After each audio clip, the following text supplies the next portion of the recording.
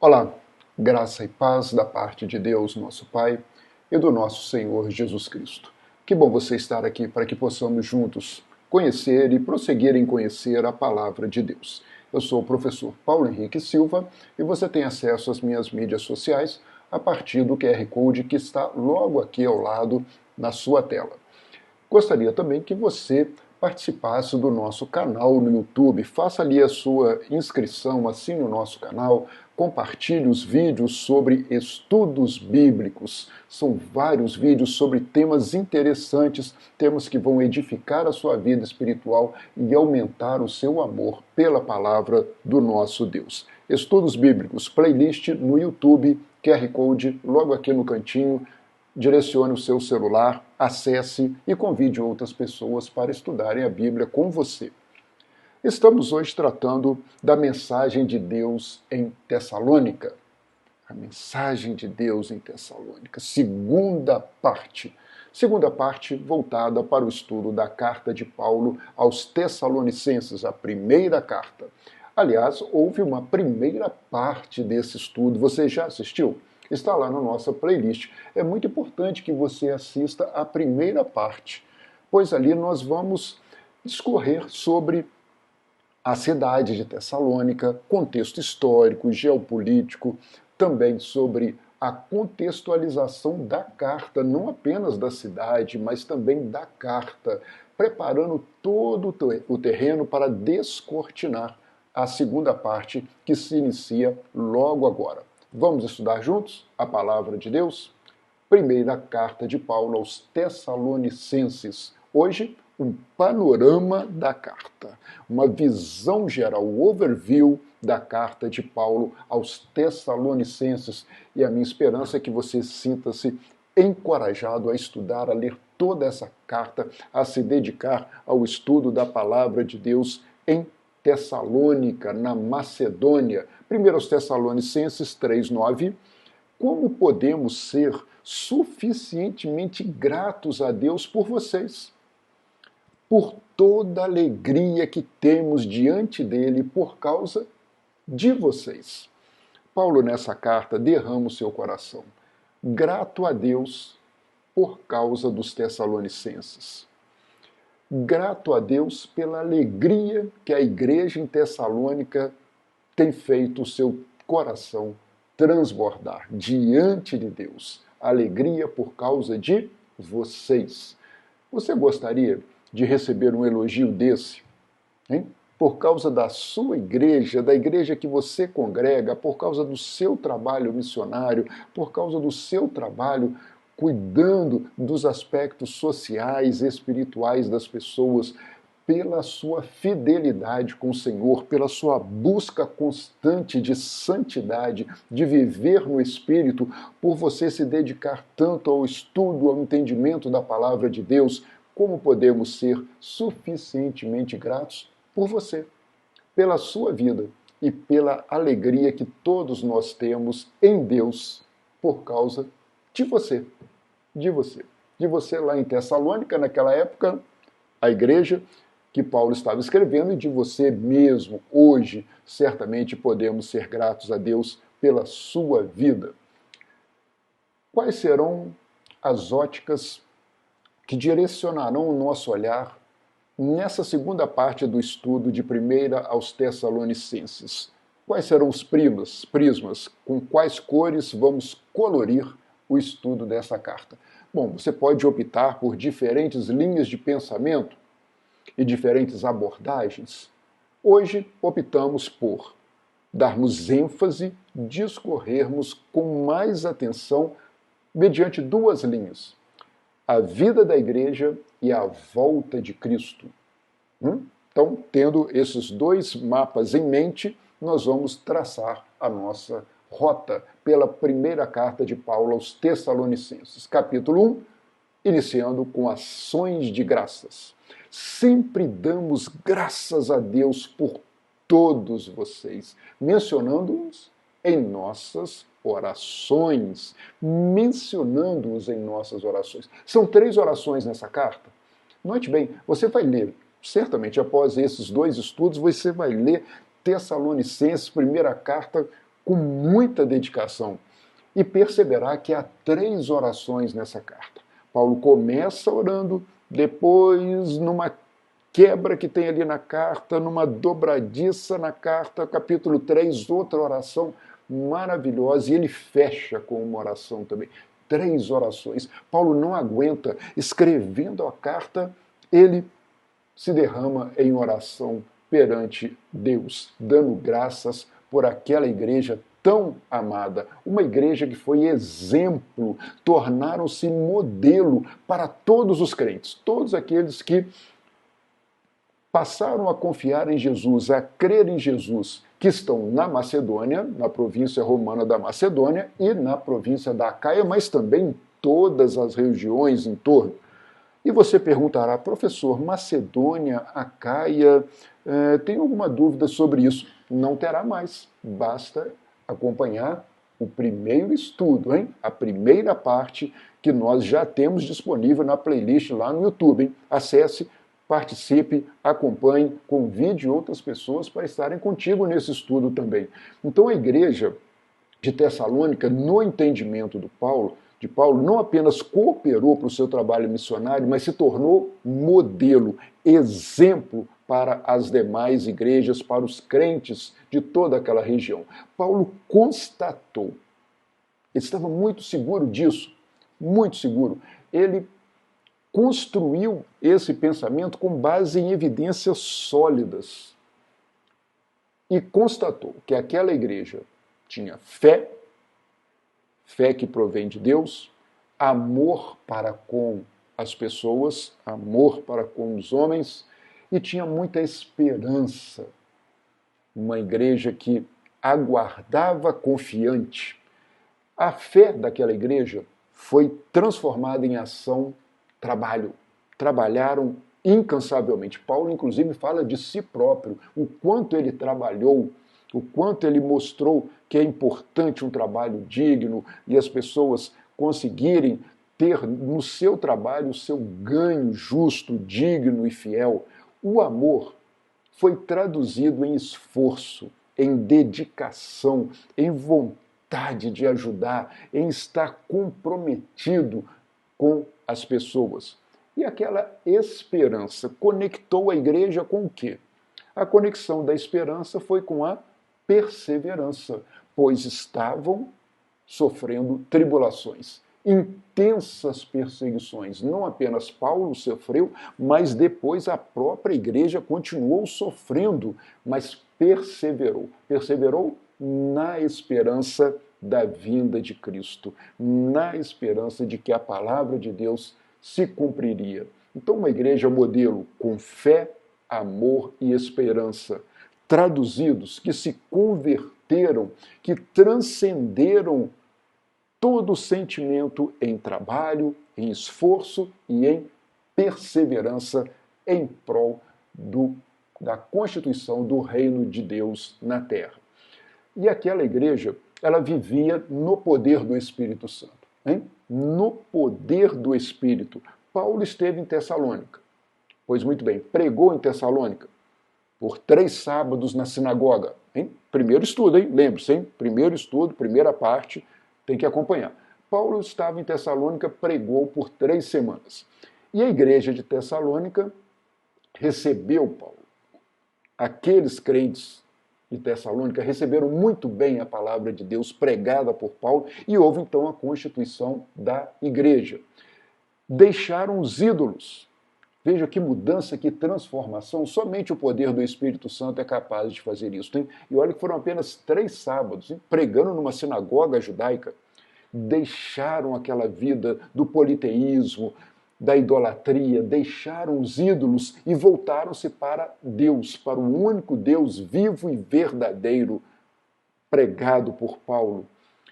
E esperavam Jesus, a volta de Jesus. Que mudança, hein? Que transformação! Como é a sua vida cristã no Espírito? Você também ouviu a pregação da palavra de Deus?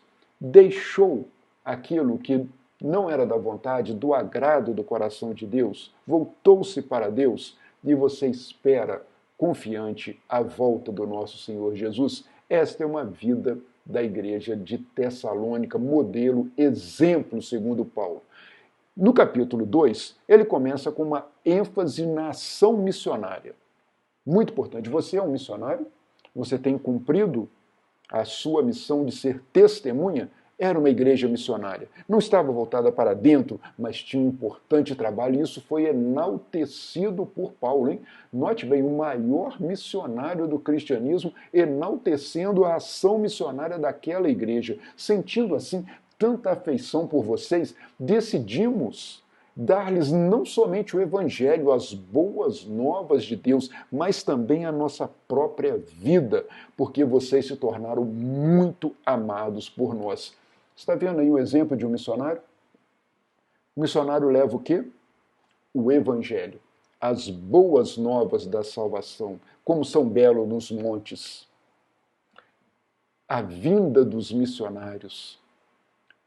Mas também o missionário entrega a sua própria vida àqueles que a entregam literalmente, em razão das perseguições, da violência, mas é uma entrega missionária de vida, é uma entrega de amor, porque as pessoas são muito amadas por aqueles que têm esta ação missionária pujante, que isto corre nas veias, e é tanta afeição que tem pelas pessoas que entregam a sua própria vida por amor para levar a palavra de Deus, as boas novas do Evangelho, as boas novas de salvação. E este missionário que implantou a igreja em Tessalônica, que falou para aquelas pessoas, que entregou a sua própria vida no sentido de se dedicar a elas por tanta afeição, por tanto amor, sentia agora saudades. Sentia saudades? Mas onde ele estava? Estava em Corinto. Como assim, professor, estava em Corinto? Volto a insistir com você, hein? Assista a primeira parte do estudo de Tessalonicenses. Ele estava com saudades. Paulo sentia saudades daquela igreja. Se afeiçoou muito. Se afeiçoou muito. Aqueles irmãos cuidaram tanto dele, e ele cuidou tanto dos irmãos, que ele sentia uma vontade enorme de voltar. Nós, porém, irmãos de Tessalônica, privados da companhia de vocês, tivemos que sair. Estamos privados da companhia de vocês por um breve tempo, em pessoa. Pessoalmente nós não podemos estar aí, mas não no coração. Esforçamos-nos ainda para vê-los pessoalmente pela saudade que temos de vocês. Paulo escreve essa carta porque ele se sente privado da companhia daqueles irmãos. Você está vivendo isso hoje? Pensa bem. Nessa condição de pandemia que vivemos. Porém, irmãos, privado da companhia de vocês. Por um breve tempo. Temos esperança em Deus. Não em pessoa, mas de coração a igreja se reúne. Nesses tempos de pandemia, a igreja se reúne não pessoalmente, mas se reúne de coração. Porque nós temos saudade da companhia de vocês. Mas nós vamos nos esforçar. Nós vamos fazer o nosso melhor para ainda vê-los pessoalmente. Esperamos no Senhor vê-los pessoalmente pela saudade que sentimos. Você nota isso hoje. Você tem essa percepção hoje. Isso sublinha o sentimento que vivemos no nosso tempo. Parece até que Paulo escreveu esse verso 17 do capítulo 2 de 1 aos Tessalonicenses para os nossos dias. Paulo reconhecia que esta era uma igreja, a igreja de Tessalônica, que vivia em esperança na volta do Senhor Jesus, que vivia em alegria, apesar das tribulações, que era a coroa do trabalho missionário de Paulo. Não a coroa de um rei, mas aquela coroa de louros do campeão da vitória. Ele entende aqui que houve vitória na ação missionária, houve vitória no trabalho missionário e que aquela igreja coroava a sua dedicação e que, portanto, tudo isto era para a glória de Deus. Ele se gloriava em Deus por uma igreja esperançosa, por uma igreja alegre, por uma igreja de vitória em Cristo, de vitória na pregação do Evangelho, na ação missionária e que, portanto, gloriava-se no Senhor, reconhecendo a importância daquela igreja. O capítulo 3, ele fala sobre um envio missionário. Envio missionário, hein? A sua igreja tem enviado missionários? E pode ter enviado de maneira virtual, inclusive. Envio missionário. Capítulo 3. Tanta é a saudade que sinto de vocês, dizia Paulo aos irmãos e irmãs em Tessalônica, que enviamos Timóteo, filho na fé de Paulo, nosso irmão e cooperador de Deus no Evangelho de Cristo, para fortalecê-los e dar-lhes ânimo na fé. Paulo estava preocupado. Ele havia deixado aquela igreja e a condição não era nada satisfatória. Havia muita hostilidade, muita turbulência, muita perseguição. Ele e Silas tiveram que deixar Tessalônica, foram para Bereia. Mas ainda havia uma igreja ali, e essa igreja estava sendo perseguida, e agora, já adiante na sua viagem missionária, ele envia Timóteo. Envia seu principal colaborador, aquele que ele considerava como seu filho na fé em Cristo, cooperador de Deus no Evangelho, para que Timóteo estivesse com aquelas pessoas em Tessalônica e os fortalecesse na fé, dando ânimo na fé. Leia essa carta. Se você precisa fortalecer a sua fé nesses dias difíceis, se você precisa de mais ânimo para a sua vida espiritual, leia a Bíblia, leia esta carta. Estamos posicionados na segunda viagem missionária de Paulo. Dentre a rota traçada nessa viagem, Paulo passou por Filipos, entrando na Macedônia. De Filipos foi a Tessalônica, capital da província romana da Tessalônica, veja em Atos 17. Esteve ali então por 3 semanas, pregou a palavra e muitos se converteram, judeus, gregos tementes a Deus, mulheres se converteram. Mas Paulo teve que sair de Tessalônica devido à perseguição e foi para Bereia e ali foi acolhido, mas aqueles de Tessalônica foram também a Bereia e ali tumultuaram o povo, e Paulo precisou sair de Bereia também e foi para Atenas. Ali estava Paulo em Atenas, preocupado com o que estava acontecendo em Tessalônica, que ele havia deixado, mas na sequência, na sua viagem de Tessalônica, ele foi para Corinto, a capital da província romana da Acaia. E de Corinto ele escreve uma carta a Tessalônica, contudo, há a passagem de Timóteo.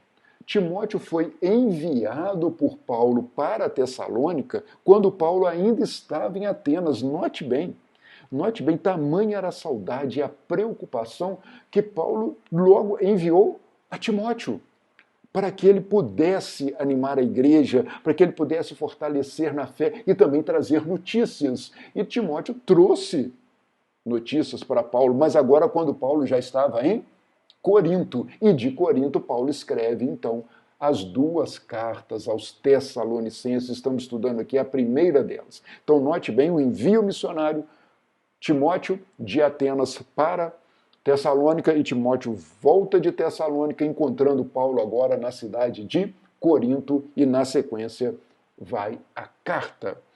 O relatório de Timóteo. Missionário traz relatório, sim ou não? Missionário sempre traz relatório para a igreja. Agora, porém, Timóteo acaba de chegar da parte de vocês. Acaba de chegar, estou eu aqui em Corinto, Timóteo de Atenas foi para Tessalônica, agora chegou em Corinto, dando-nos boas notícias. Timóteo foi levar o evangelho, foi levar as boas novas. E ele traz boas novas, traz boas notícias. Paulo com o coração angustiado, com o coração apertado, pequenininho ali, pensando o que está acontecendo com aquela igreja em Tessalônica. Mas as boas notícias chegaram por intermédio de Timóteo, o mensageiro de boas notícias para Paulo a respeito da fé, do amor que vocês têm. Ele nos falou que vocês sempre guardam boas recordações. Sempre guardavam boas recordações de nós, desejando nos vermos, como nós também queremos vê-los. O relatório de Timóteo aqueceu o coração de Paulo, acalmou a sua alma, propiciou a Paulo um descanso e deu também a ele motivação para escrever a carta que nós estamos estudando hoje. Porque foram boas notícias, de boas recordações que Paulo trouxe de Tessalônica até Paulo. que Timóteo trouxe de Tessalônica até Paulo, que estava ali em Corinto. E Paulo agora se derrama em oração, que o próprio Deus, nosso Pai, e o nosso Senhor Jesus propicie, prepare o caminho para que eu possa voltar a vê-los, que faça crescer e transbordar o amor que vocês têm uns pelos outros, Filadélfia, o amor fraternal, e que fortaleça o coração de vocês na esperança da volta de Cristo. Esta oração é magnífica. Eu não falei para vocês que havia uma oração no 3º capítulo? Leia o 3º capítulo. Preparar o caminho, crescer, transbordar o amor, sentido de que esse amor vai transcender o que já havia realizado e realizará obras ainda maiores, e o coração fortalecido em espírito para a volta do nosso Senhor Jesus. Esta oração mostra 3 momentos importantes. Primeiro, que aquela igreja precisava ter um coração irrepreensível perante Deus, tendo deixado os ídolos, tendo deixado as más obras, tendo deixado as obras da carne, tendo deixado as trevas. Aquela era uma igreja que precisava ter o coração fortalecido, irrepreensível perante o Senhor. Portanto, uma igreja que viveria no poder do Espírito em santidade. Receita para a igreja, hein? Receita para a igreja. Olha aí, tá vendo? Tá aí o modelo, hein? Um coração irrepreensível, vivendo em santidade até a volta de Jesus. Pronto, está aí. Modelo da igreja segundo Paulo aos Tessalonicenses. Uma igreja com coração irrepreensível perante Deus, vivendo em santidade no poder do Espírito Santo, aguardando a volta do nosso Senhor Jesus. Capítulo 4. Capítulo 4, 2 partes, vou ressaltar aqui com você. Pois vocês conhecem os mandamentos que lhes demos pela autoridade do Senhor Jesus.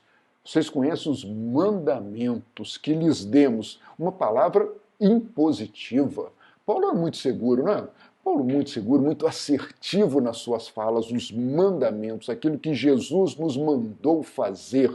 Um toque aqui de autoridade do Senhor Jesus, que foi transferida para Paulo, e Paulo assim trouxe para a igreja. Conhecer os mandamentos. E você conhece bem os mandamentos no sentido da palavra de Deus?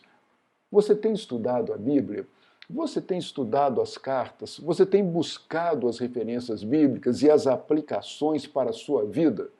Estude a Bíblia, conheça os mandamentos que nos foram dados pelo Senhor Jesus.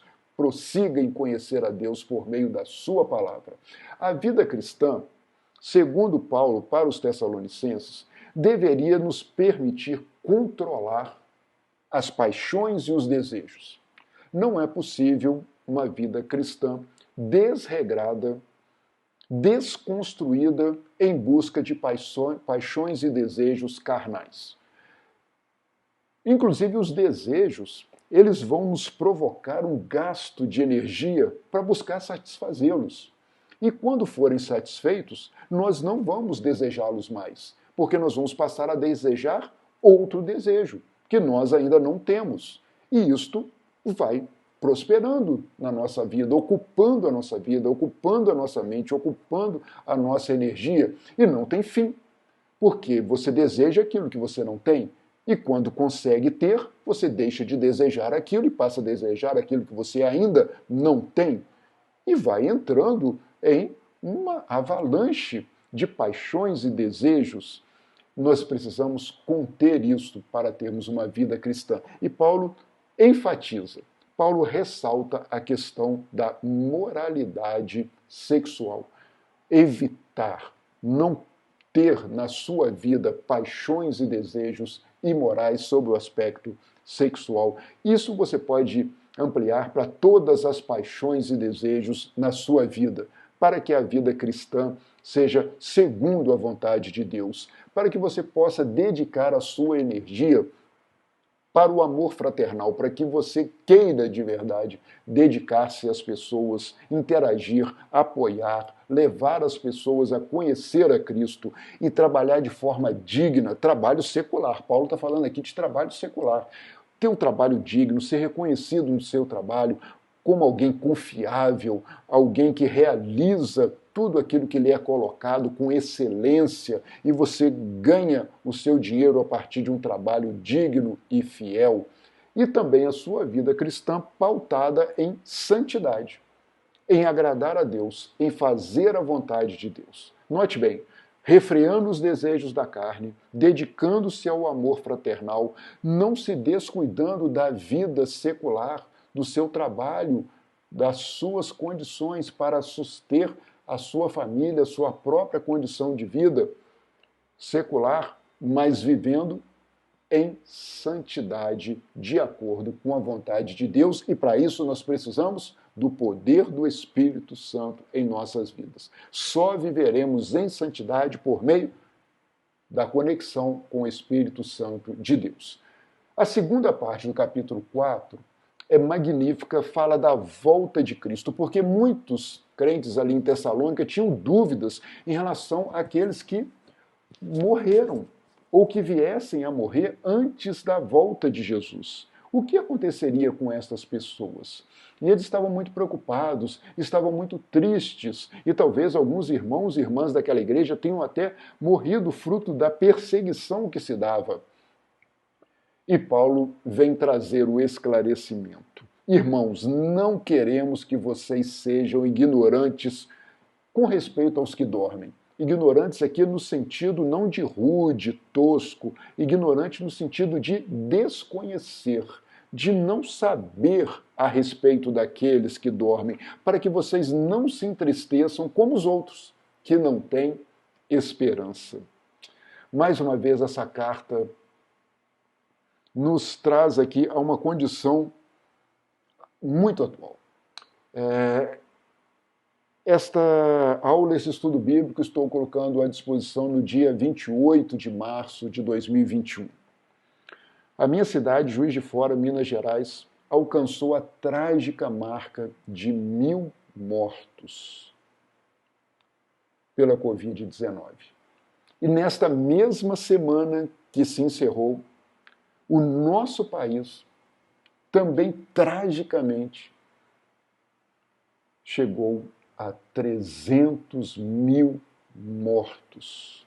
300.000 brasileiros e brasileiras mortas nessa pandemia do novo coronavírus. É uma situação terrível, irmãos. Trágica, dolorosa. Talvez alguém muito perto de você, de amizade, da igreja, de família, de relacionamentos próximos, tenha sofrido, esteja sofrendo, e famílias enlutadas, mas nós queremos, irmãos, que vocês não desconheçam acerca dos que já dormem em Cristo. Nós temos esperança como os outros não têm esperança. Pense sobre todas essas famílias que não têm esperança, que não têm a esperança em Cristo, o sofrimento dessas pessoas, como estão entristecidas. Claro que os crentes que perderam queridos, queridas, nesta pandemia também sofrem, mas têm uma esperança. Vivem em esperança do reencontro. E Paulo começa a partir do verso 13 do capítulo 4 de 1 aos Tessalonicenses, discorrer sobre isso. Não quero, irmãos, que sejais ignorantes a respeito dos que já dormem, para que não vos entristeçais como aqueles que não têm esperança, porque cremos que Jesus morreu e ressuscitou. Nós cremos que Jesus morreu e ressuscitou. Assim também os que em Jesus dormem, Deus os trará de volta com ele. Se nós cremos que Jesus morreu e ressuscitou, nós cremos também que Deus os trará de volta em Jesus. Esta é a nossa esperança. Jesus morreu, Jesus ressuscitou e Jesus voltará, irmãos. Jesus voltará. Dizemos isso pela palavra do Senhor, Paulo afirma aos Tessalonicenses, porque o mesmo Senhor descerá dos céus, com alarido, com voz de arcanjo e o ressoar da trombeta de Deus. O Senhor Jesus voltará, irmãos. Com alarido, com voz de arcanjo e o ressoar da trombeta de Deus, ele trará consigo aqueles que em Jesus dormem. Trará consigo aqueles. Está aí a nossa esperança. Os que em Jesus dormem. Porém, irmãos, nós, os que ficarmos vivos, não precederemos os que dormem, porque os que dormem ressuscitarão primeiro.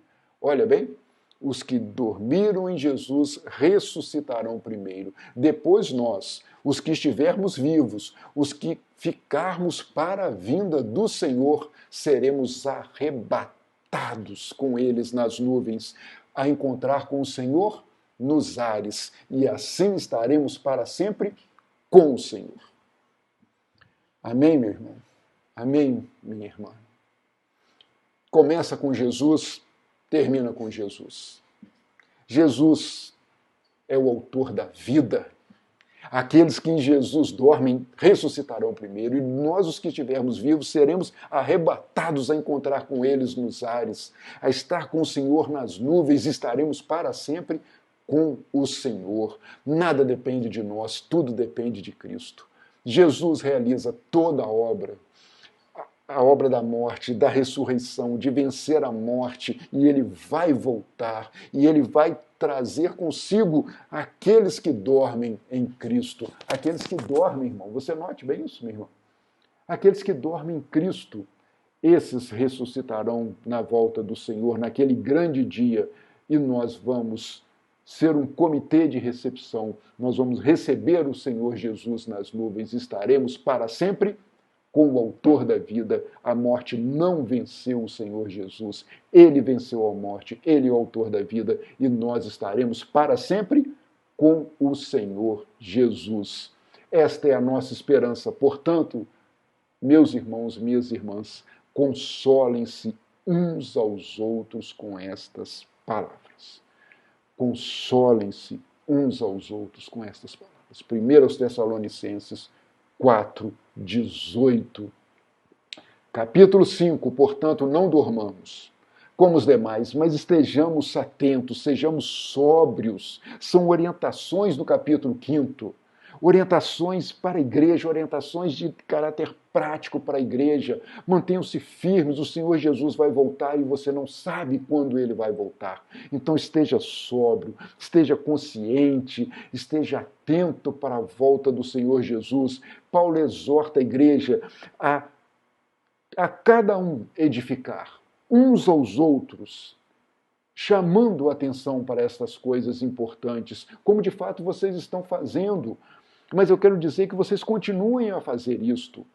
Chamem uns aos outros a responsabilidade para essa nova cosmovisão cristã que adentrou a sua vida, uma nova forma de viver. Sobretudo, edifiquem-se uns aos outros, falem, estudem a palavra de Deus. E para começar, uma nova vida em comunhão com o Senhor Jesus, no poder do Espírito Santo, e esta vida não pode ser outra que não a vida no poder do Espírito. Não apaguem o Espírito. Pensa numa chama, calor, brilho, luz, segurança. Não apaguem o Espírito Santo das suas vidas. Vivam em Espírito, alegrem-se sempre. Filipenses 4:4. Orem continuamente e deem graças a Deus por todas as coisas em Jesus. Estes são princípios para a igreja, princípios para a sua vida, para a vida cristã, de aplicação. Paulo fecha com a aplicação esta carta de uma maneira brilhante e diz: quanto ao mais, irmãos e irmãs, já os instruímos acerca de como viver a fim de agradar a Deus. E, de fato, assim vocês estão procedendo. Agora, lhes pedimos e exortamos no Senhor que cresçam nisso cada vez mais. Quero terminar esse estudo bíblico com o desejo de que você esteja cada vez mais vivendo a fim de agradar a Deus. Este é o meu desejo para você. Bem como o meu desejo é que você prossiga estudando a palavra de Deus e que o próprio Senhor lhe abençoe e lhe guarde. Obrigado pela sua participação. Até o próximo estudo.